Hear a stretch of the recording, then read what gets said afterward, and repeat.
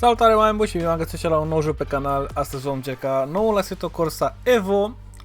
Este în Early Access, are probleme, o să vorbim despre acele probleme. Dar înainte să încep să mă plâng, să vorbim de părțile bune. Deci în primul rând foarte multă lume, inclusiv eu, sunt într-o manieră ciudată mulțumit de control. Din motive de early access, din păcate, are niște chestii ciudățele minore, se vor rezolva mai mult ca sigur, dar nimica crunt. Măcar partea de control și partea de grafică mi se pare că au nimerit destul de bine.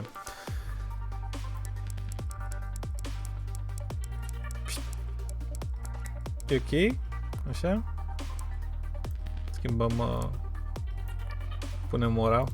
Pot să schimb și să plouă. Bă, niște chestii interesante aici, nu știu, adică... Și poți să schimbi și... Poți să o duci și pe stradă dacă vrei, dar să face load, din păcate. Dar poți să explorezi, să zic așa, mașina cum vrei. În momentul de față nu sunt cu setările pe ultra, sunt pe high. Dar diferența între high și ultra sunt foarte minore, problema de performanțe sunt majore, din păcate. Vreau să vă arăt un pic cum e iluminarea, că da, am făcut chestia asta. Da, uitați. De exemplu, știi? Chestii care poți să le faci și interesant, deci pentru poze mi se pare genială chestia asta. Unul la mână.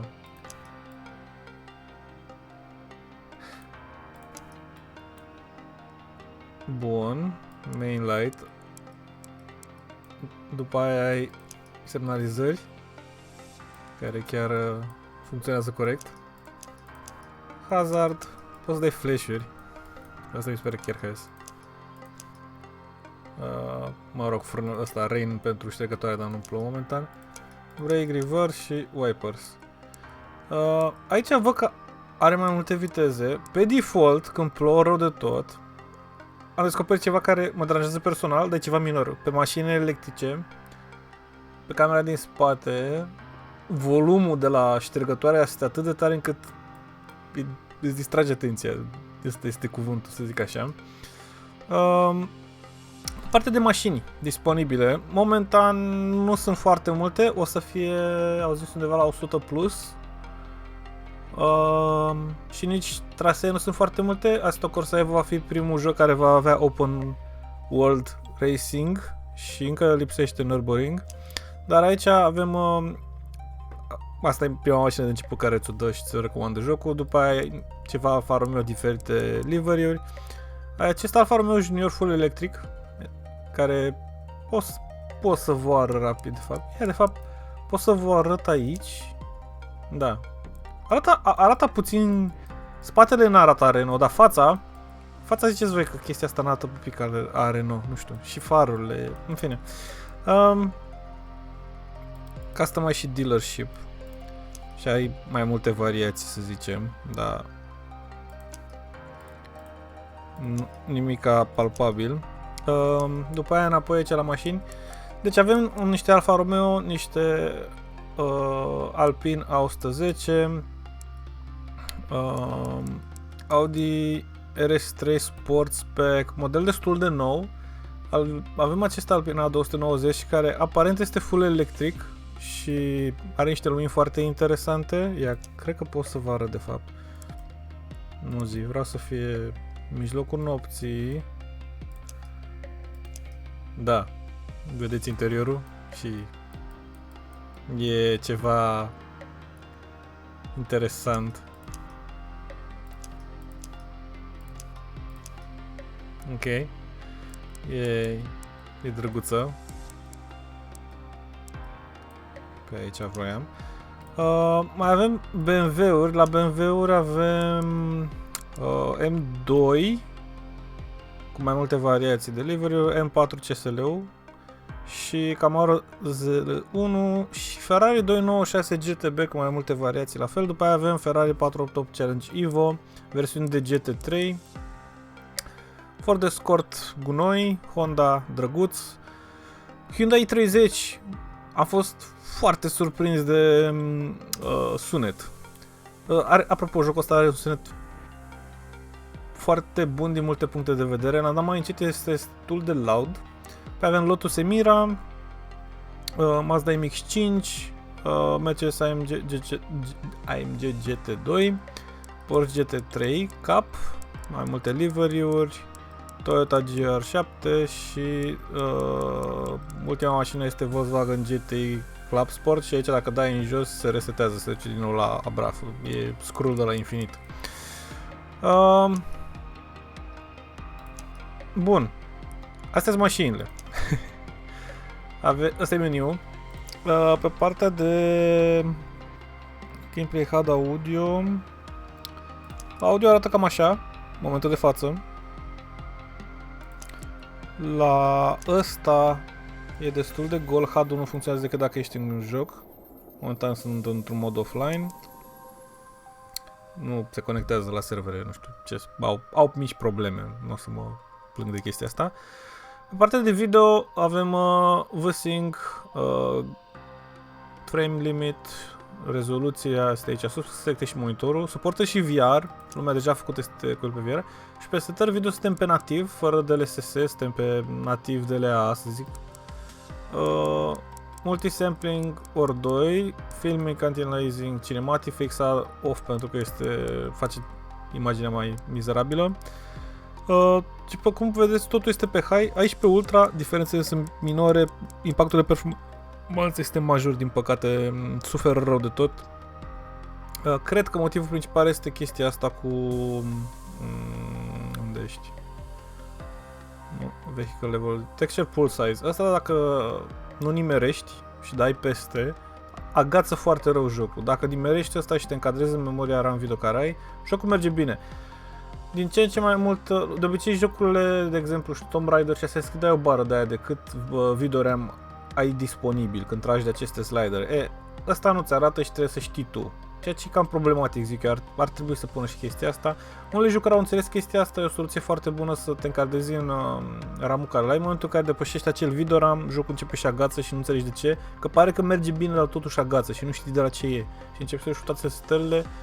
Soluția e să reduci la detaliu, ca să mă păstrez chestia asta, dar nu e soluția bună. Asta pur și simplu îi spune motorului grafic câtă memorie video are placa ta video și în cât trebuie să se încadreze.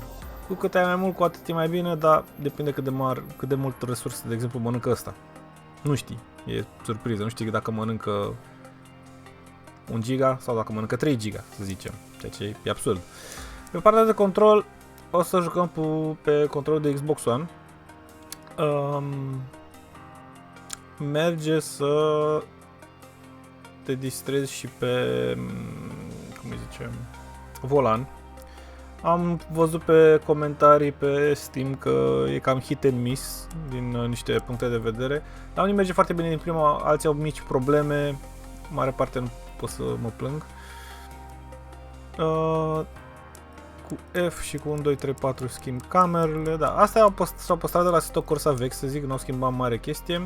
Mai avem galerie, driver profile care momentan nici nu l-am completat, Academy care nu este disponibil că este offline, vehicles, dealership și customize vehicles. Avem și customize vehicle, abia aștept să văd.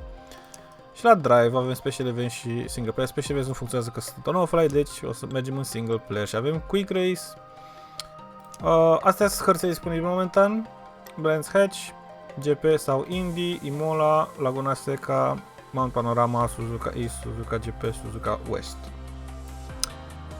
Hai pe Laguna Seca. Hai să păstrăm mașinuța asta. Aici practice quick race sau race weekend, o să punem laps, o să punem 3 de-astea, poți să setezi ziua, multiplicatorul de timp, pe ce poziție vrei să începi pe 6, câți oponenți vrei să ai 9, vreau să am 6 și vreau să încep pe 5, până schimb 90%, single make, asta, nu știu, asta chiar nu știu ce e, să-i dăm apply, după aia ai vremea, ai preseturi sau dinamic, o să o las pe dinamic. Lumea zice că arată foarte bine pe Broken Clouds, Pe ploaie încă mai au de lucruri la splash și, de exemplu, nu scot fum cauciucul din ce am observat, ceva minor. Asisturile momentan sunt... majoritatea sunt, după cum vedeți, banalități. Start assist, blip-ul, sunetul, automatic headlights, automatic wipers. Dar stability control l-am oprit și stability control e setat pe 100%. Pe modelul ăsta de mașină poți să schimbi în timp real apăsând o tastă pe hotkey și o rezolvi. Load-ul nu durează mult, la 89%, la 90%. Acel 1% va face diferența, fiți atenți. Bun, aici înainte să începi restart, quit, setări, poți să intri direct să faci aici modificări. Nu-mi dă voie. Ca să văd dacă am setarea aia de HUD. La Vehicle Setup, poți să îmbli la cauciucuri, Electronic Fuel, Suspension Dampers la mașina asta momentan nu-ți dă voie. Și Drive. Wow. Uitați ce are acolo sus la cockpit-ul ăla cum arată. Partea de control. Cât a intrat traction control. Partea de control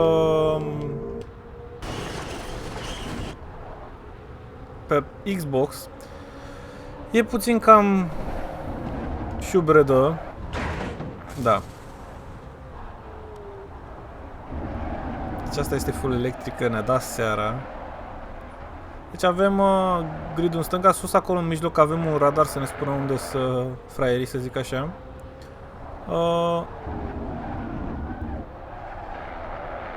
Mașina se simte că e ușoară și se simte că e mică, ceea ce e haios și ciudat în același timp.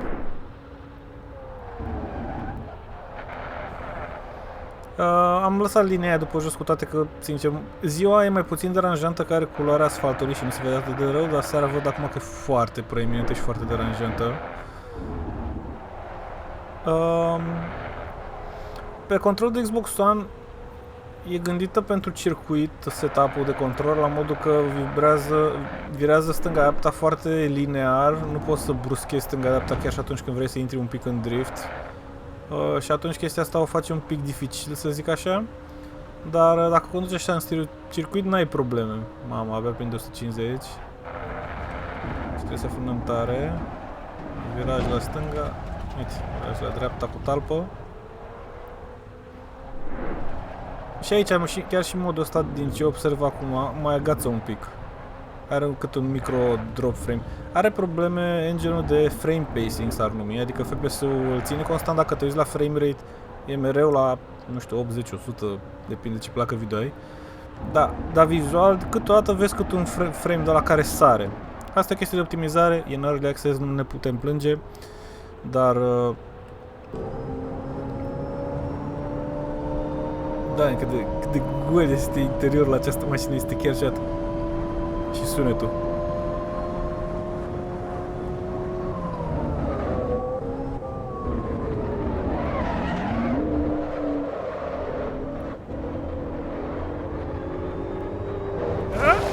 Este bine?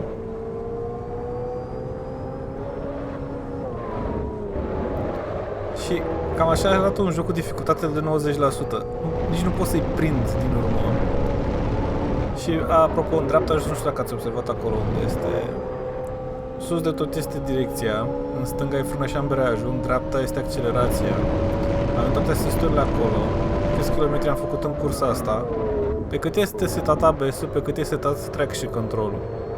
Și BB-ul ăla e brake balance-ul, care gen cât de mult e pe față sau pe spate sau central. Momentan văd că e pe față. Foarte mult că n-ai o mașină mică, ușoară. Dar suntem pe 4, mai avem 2 lap-uri, nu cred că iau locul 3, la cum se prezintă. Posibil să reușesc să o forțez pe aici. Da, eu intră în tine destul de agresiv și așa. Există penalități pentru tăiere de viraj.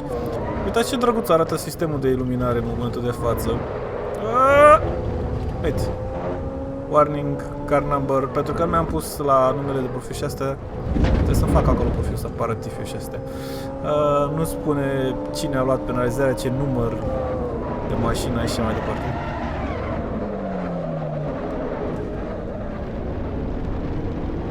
Uite, și ți arată în stânga pe radarul ăla să-ți dai seama unde e. E destul de drăguț.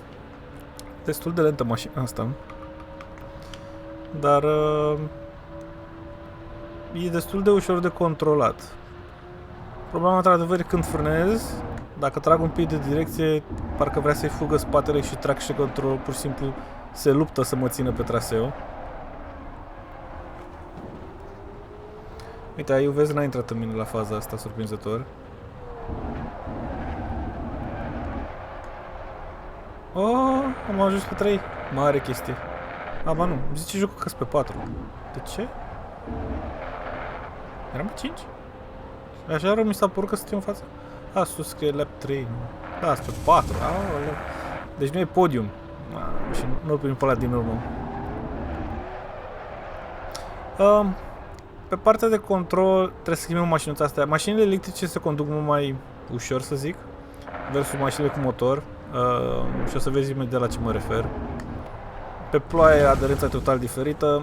Dacă umbli la cauciuc, aderența are impact destul de mare. Dar asta e o mașină destul de ușoară. Sunt convins că e 4x4.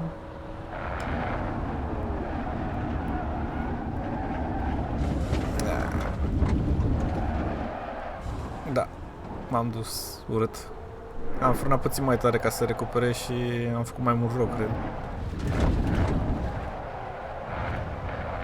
E că aici am reușit să recuperez o poziție, dar pe ăsta nu mai pot să-l prind. Sau?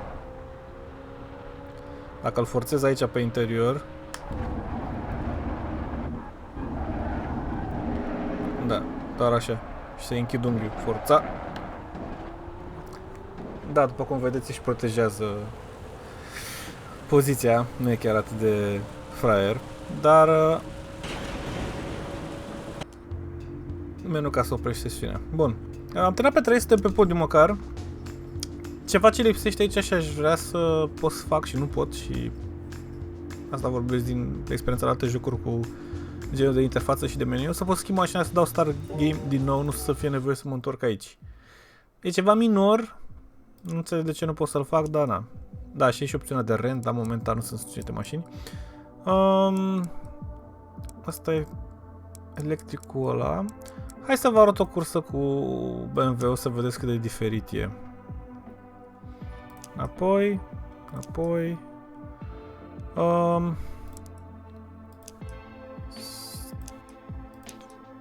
Hai să vedem asta. Scatter. Nu, Broken Clouds au zis. Dinamic. Și aș vrea să fie zi. Ok. Laguna Seca rămâne. Hai să vedem așa. Deci, greutatea mașinii se simte destul de interesant. Iar e noapte. Așa, nu pot să schimb aici. Ok. FPS-ul jocului nu corespunde cu FPS-ul ăla din dreapta. Parcă chestia din dreapta merge lag.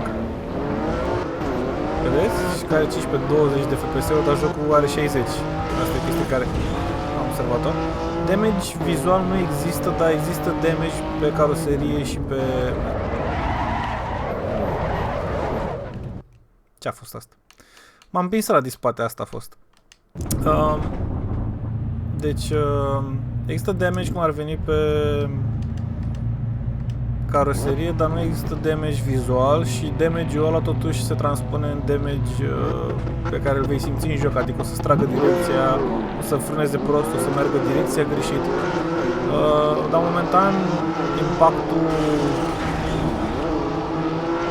impactul total, să zic așa, de damage e 0 vizual, deci nu se absolut nimica.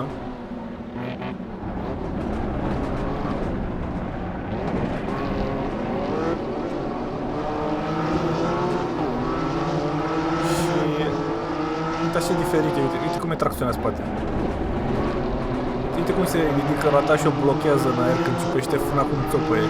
Chestia aia mi se pare un pic tras de păr, nu o să vă mint, dar... Uitați, ăla e damage-ul de caroserie care ziceam, îl vedeți acolo în dreapta jos pe portocaliul ăla.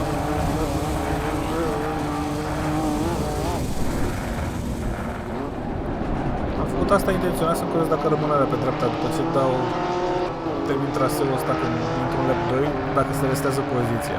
Asta era în curios.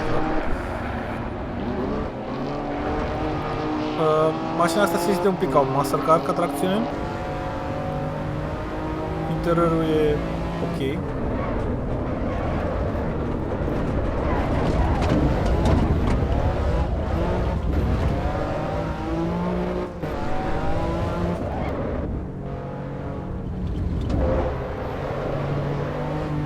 Vedeți ce ziceam de control?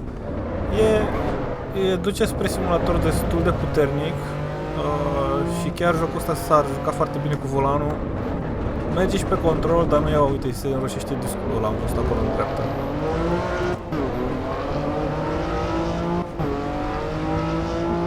Ce tare merg băieții! Și ce slab joc eu aparent pe controlul ăsta.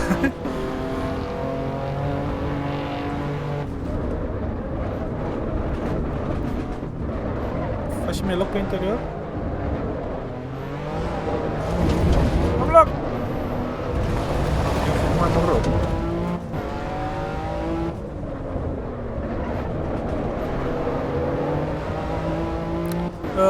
Pe partea de detalii, cică,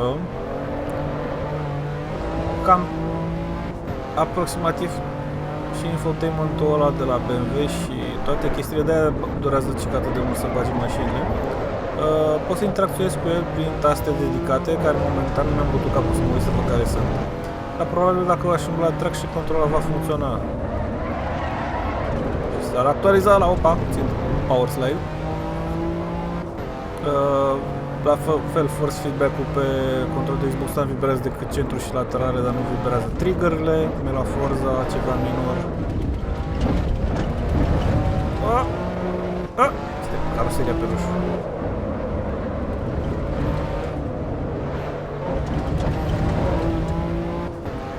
S-a încins cauciucul pe partea aia rău tot. Mamă! Aș vrea să văd aia pe replay. Aș vrea să văd mersul ăla pe două roți pe replay, că mi se pare că arată genial. Faptul că n-am răsturnat-o e mare miracol. Camera asta e puțin ciudată, dar apropo de faza cu ploaia, urmele de apă pe jos nu sunt făcute cum trebuie. Splash-ul de apă e foarte fals momentan pe partea de apă. Grafica apei pe parbriz și pe ștergătoare e foarte ok. Au făcut o treabă bună.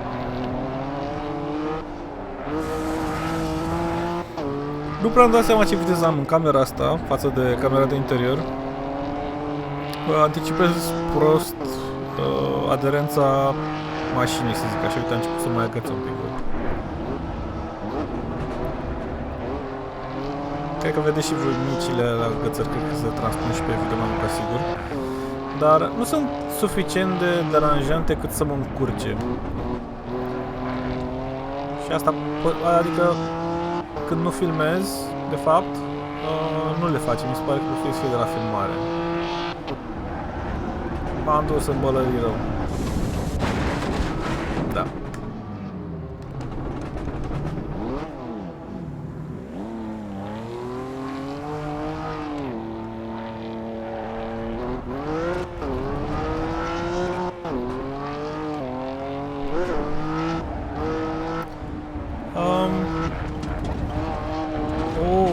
Mamă, a început să se simtă damage-ul. Nu se duce ciudat direcția, nu... Acum merge drept? Încă merge drept. Vedeți cum se apleacă mașina, cum face understeer, oversteer în funcție de ce faci cu accelerație. Am nimerit chestia asta destul de bine. Numai că se simte că e un early access, cam atât. Nu vreau să fiu hater cu ei. Deja am văzut că au scos două patch-uri și să sperăm că mai scos și azi măcar unul. Hai să vă arăt și alt traseu. Hai să vedeți Brand Hatch Indy. Și am zis că să vă arăt ăsta pentru sunet și interior. Ferrari e Ferrari, nu e nimic wow. Ăsta i30, avem și performance, avem și ăsta. Dar... ce-am făcut, mă? Am dat prea mult înapoi. Bun. Deci... aici setez timpul, nu? Number of opponents, laps, time... da, uite. 2 ziua. Apply, back. Broken clowns, weather, static, start. Bun. Acum o să fie zi, o să vedeți și voi puțin mai bine în joc. E ok lumina de zi, să zic așa, și de seară.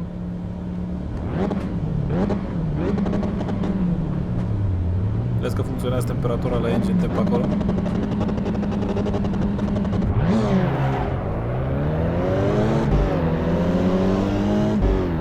Auziți?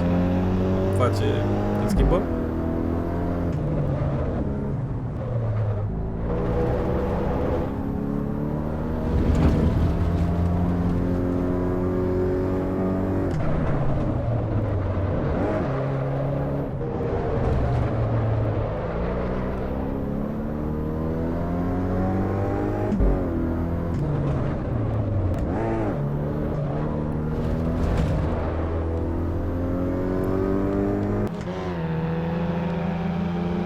Nu s-a de la fel de bine de aici din spate.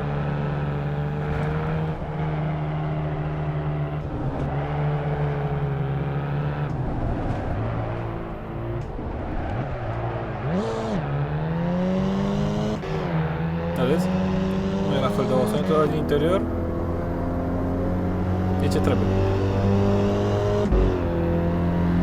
Vedem lucrurile acum în spate.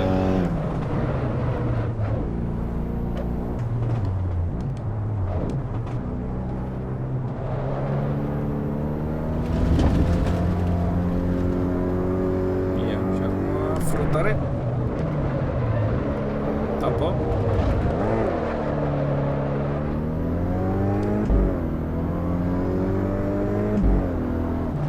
Vedeți ce diferit să conduci un hot hatch de ăsta versus o mașină cu tracțiune în spate.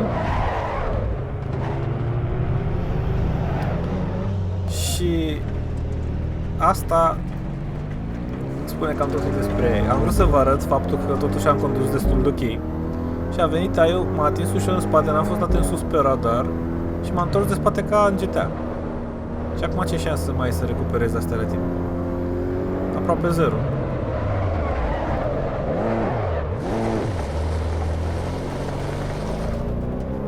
Aici și de doi dintre și cu traseu scurt, dar n-am.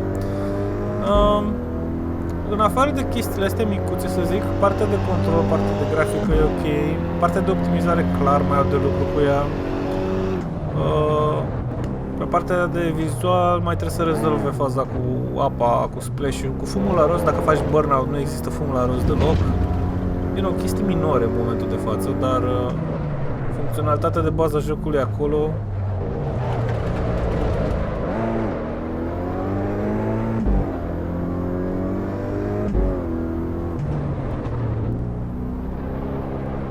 Asta era de dreapta 3, nu de 4, în fine.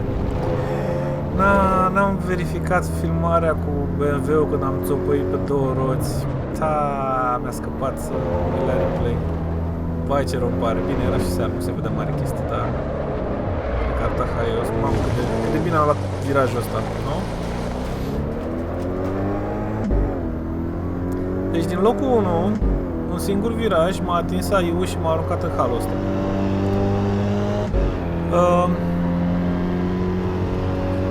Mi se pare puțin tras de păr faptul că mă întoarce atât de ușor și că pierd atât de ușor controlul. Adică impactul între mașini, să zicem, mi se pare că nu e unde ar trebui să fie, să o zic frumos. Deci am fost pe Laguna Seca, m-am mutat Brand Hatch și mai avea Imola parcă și ca mașină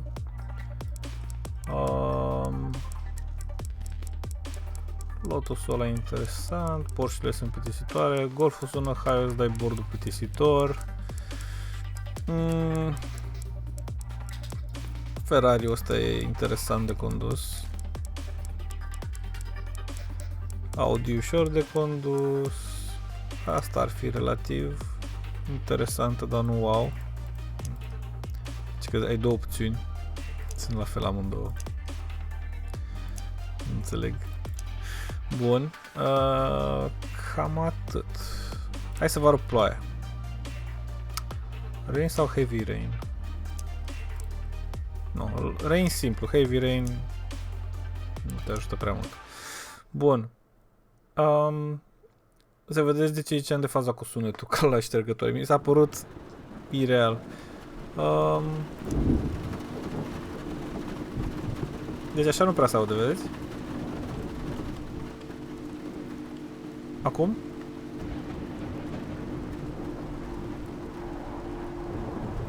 E volumul încetat la joc față de cum...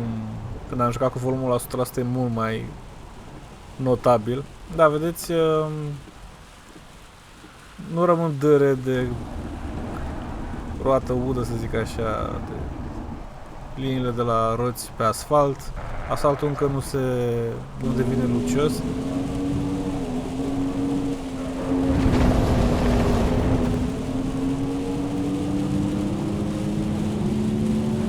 Dar măcar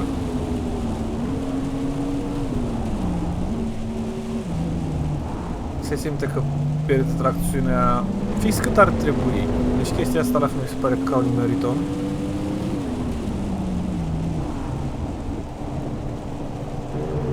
Track și control la mașini electrice sunt la alt nivel față de mașinile standard în jocul ăsta. La fel ceva mi se pare că au nimerit-o destul de bine. Trebuie să punem aici. Da. Vedeți ce bine joacă el? Mai puțin fază când te atingi de el. Te evită de obicei, nu intră mereu intenționat în tine, dar în momente care pur și simplu te trezești cu el în spatele tău și iit! Te rezolvă, știi? Te atinge un pic, te învârți cum ați văzut mai devreme, din locul 1 am ieșit pe ultimul loc. Și n-ai să-i faci. La fel, bordul la mașinuța asta arată destul de simpatic.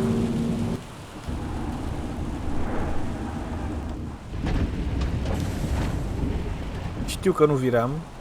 Nu asta era soluția să ies pe locul 1. Dar penalitatea, în momentul de față, nu are valoare atât de mare.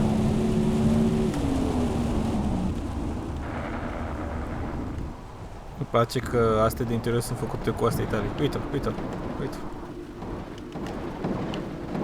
Și eu ce să-i fac? Și uite cât durează să întoarcă cu direcția asta, că până face animația de întors, care volanul 2 ture și jumătate, nu mai să-i faci.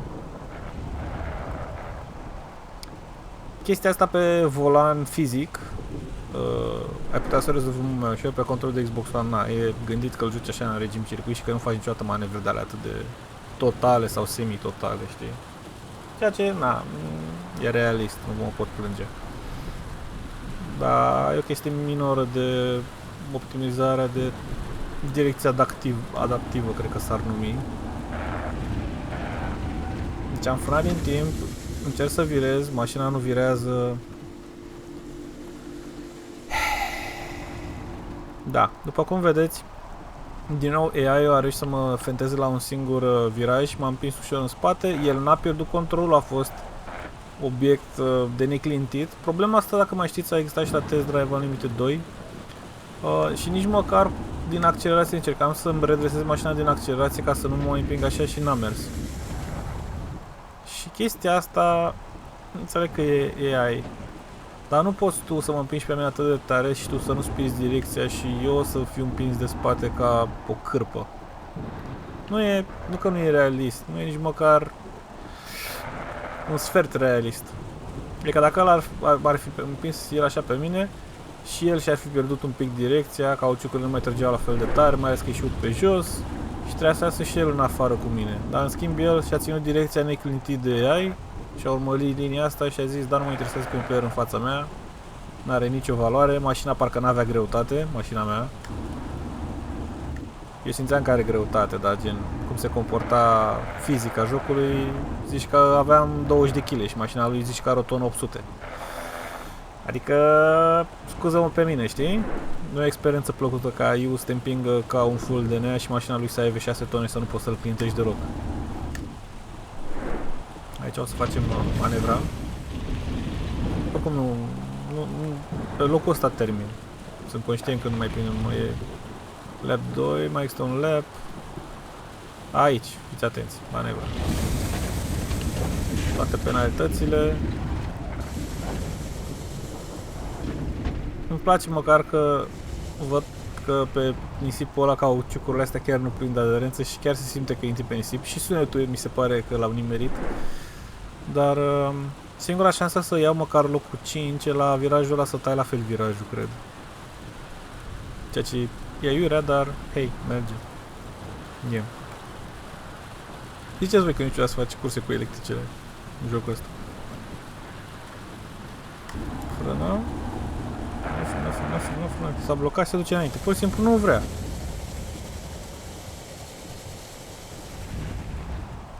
Așa. Acționează destul de linear la mașinuța asta, parcă nu rupe vreun record sau ceva, dar na. Și dacă mă duc drept, că e suficient de multă viteză cât să am înțeles. Ok, dar am câștigat teren destul de mult. Uite ce magnetici merg unul lipit de celălalt. Uite, să încerc eu pe ăsta să-l împing.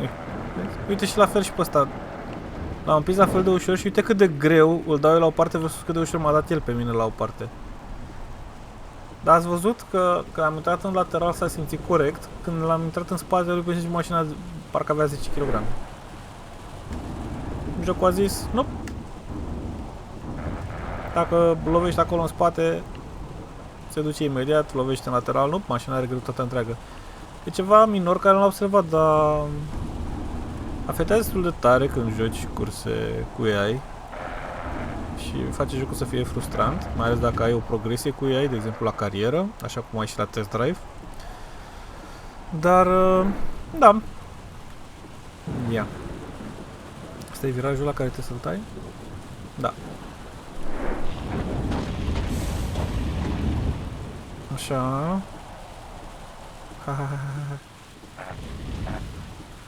Așa, și aici mai tem o dată.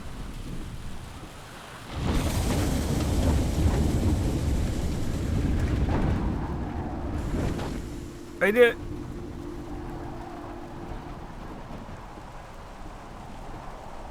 Așa, trep. Pe ce loc suntem pe 6, nu mai suntem pe 7, bun. Reușeam și mai mult, dar na, la câte greșeli au fost și la cum am condus cursa asta. Să zic mersi că n-am ieșit pe 12. Nu mai era ceva de câștigat. Știu dacă trebuie să dai menu-ul ăsta să termin cursa, dar poate că așa e la modul ăsta de quick race. Deci pe partea de ploaie nu e wow, să zic așa, partea de control e ok. Partea de mașini lipsesc destul de multe, nu sunt. Mi se pare că sunt 20 de mașini disponibile, ceea ce nu e wow. Dar na, mă pot plânge.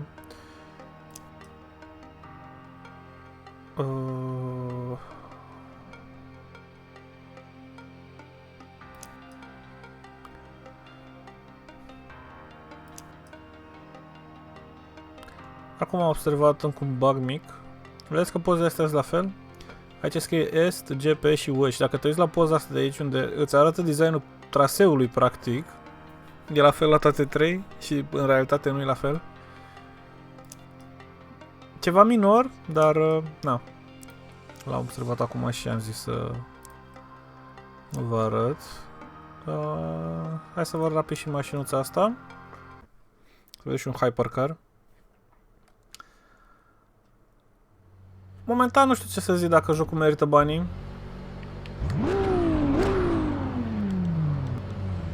Dar va suporta și moduri oficial. Ceea ce mă gândești pe mine. Nu știu ce l-a spus, da? Dar toată lumea sunt convins că așteaptă modul ăla free roam, în care cred că toată lumea e curioasă să vadă ce și cum. Hop! Deci mașina asta are cauciucuri de hypercar. Și spuneți voi că nu se simte ciudat.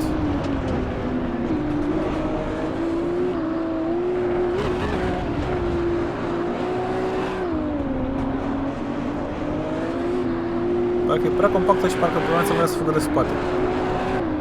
Și all-wheel drive, da? E hibridă. Pleacă din spatele meu.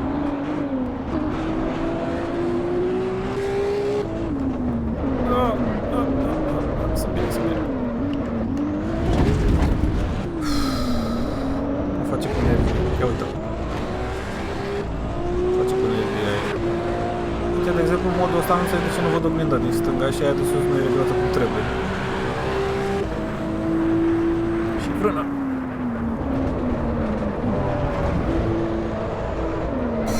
Câta power slide.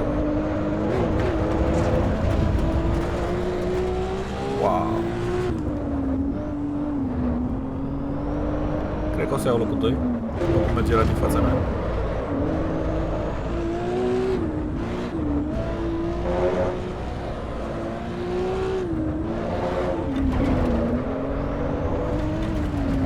Interesant cum se simte transferul greutății. Funcție când frâni și accelerezi, cum se simte aderența. Uite că aici ce facem greșit rău de tot.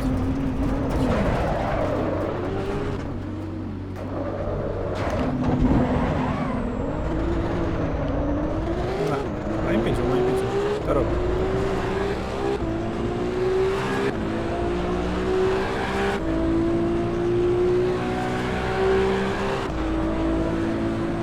Nu, te rog, du-te. Du-te ca în GTA. Așa, intră.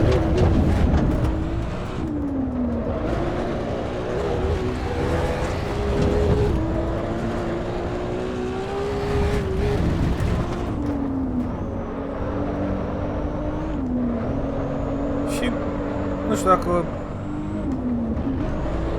sunteți atenți. Jocul controlizează greșit pe ce poziție sunt. Eu în fața am două mașini. Jocul zice că sunt pe 5. Când termin cursa zice că sunt pe poziția corectă. Adică până și chestia asta au greșit-o. E un pic ciudat.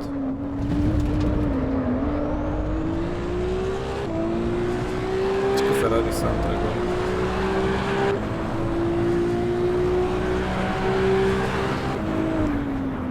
Deci jocul zice că sunt pe 5. Am închis cursa pe 5. Ok. Nu... Vizual știam că sunt pe 3. N-am înțeles că m-au depășit ceilalți doi. Dar... Na. Cam atât pentru video de azi. Aici destul de lung, am vrut să vă arăt un pic trasele. Cam asta e tot jocul, să zic așa. Momentan este un early access. Pe partea de control multă lume e destul de mulțumită. E un simulator cum trebuie, să zicem. Pe partea de lipsuri are destul de multe în momentul de față, dar este un early access totuși. Mi se pare că suntem niște beta testări și am mai plătit și jocul. Asta simt că s-a întâmplat în momentul de față. Deci plătești 39-40 de euro, nu contează suma. Și ai un joc, un sfert gata. Stadiul în care este în momentul de față jocul este din 100 de mașini ai 20 de mașini. Din câte trasee ar trebui să fie și open world, ai 6 trasee. E foarte goluț. Și chestia asta e oarecum mai rai, că plătești ceva și primești promisiunea că vor actualiza și vor băga totul de-a lungul timpului, dar eu sunt puțin hater cu early access-uri, de-aia de obicei nu mai le cumpăr. Dar spuneți-mi voi în comentarii ce părere aveți de joculețul ăsta, dacă vă place, dacă totuși o să-l cumpărați.